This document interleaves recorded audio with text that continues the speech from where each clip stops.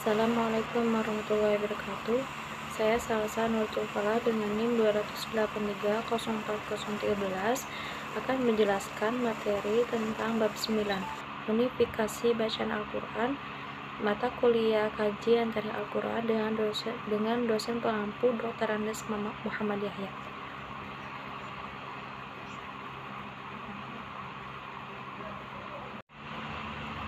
Dari sudut pandang tradisional, variations, terutama dalam kategori mutawatir dan mansyur, bersumber dari Nabi tersendiri. Gagasan ini dipijakan pada sejumlah hadis yang menegaskan bahwa Al-Quran diwahyukan dalam 7 ahruf, yaitu ala sab'ati ahrufin.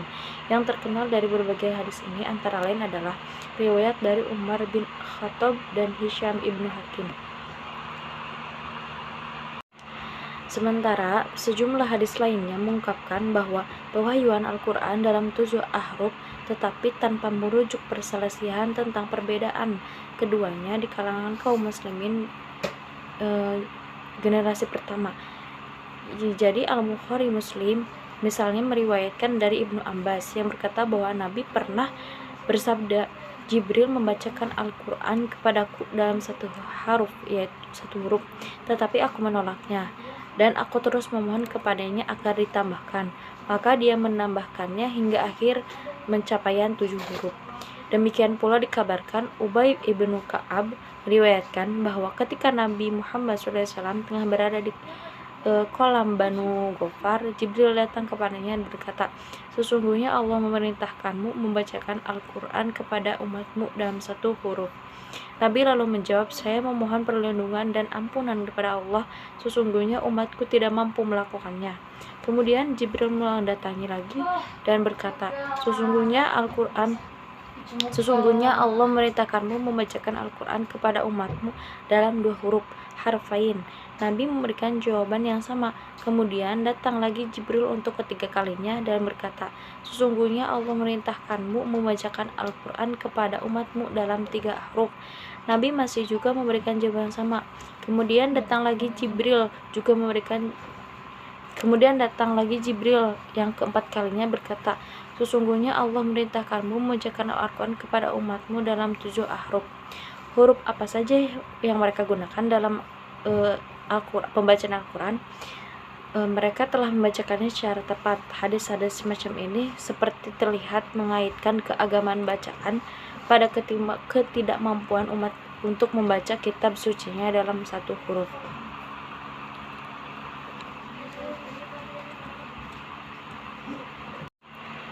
Pandangan lainnya yang cukup bermasalah adalah pemaknaan 7 huruf sebagai al-qiraat al-sab'ah, khususnya yang dihimpun oleh Ibnu Mujahid.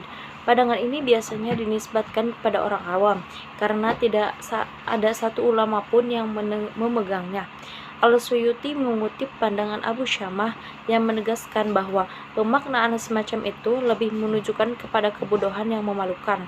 Dalam kenyataan lainnya, varian bacaan yang eksis di kalangan kaum muslimin melebihi angka tersebut, sekalipun sebagaimana akan ditunjukkan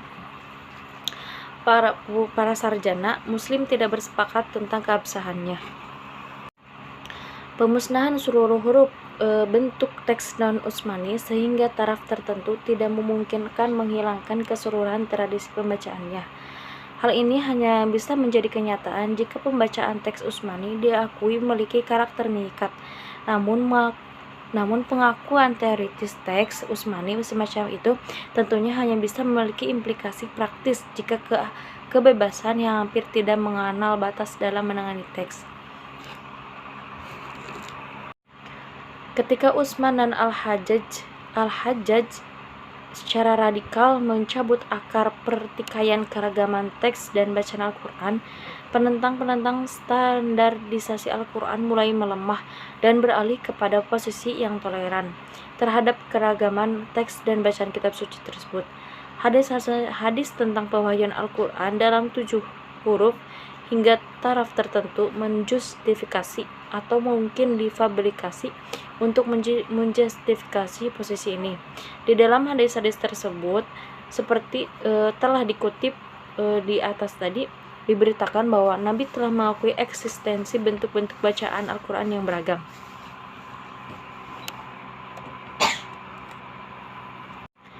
Pembatasan kebebasan dalam pembacaan Al-Quran pada gilirannya melahirkan berbagai upaya untuk menghimpun ragam bacaan yang ditransmisikan dari generasi ke generasi.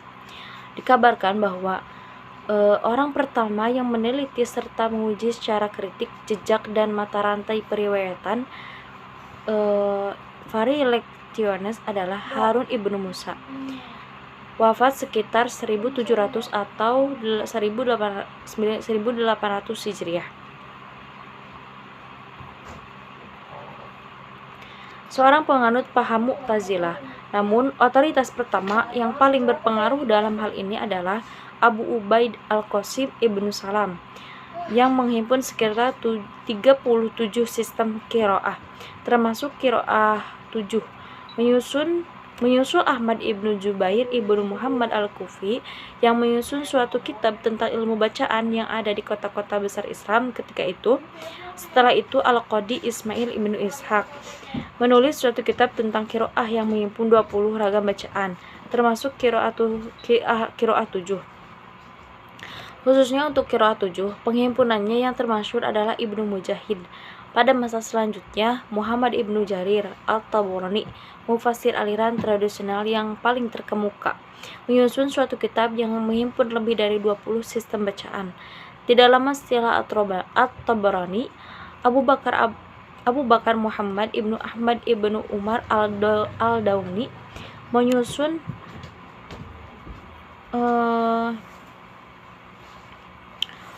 suatu kitab tentang qiraah, di mana ia memasukkan At-Tabarani sebagai salah satu dari imam qiraah ketujuh tersebut.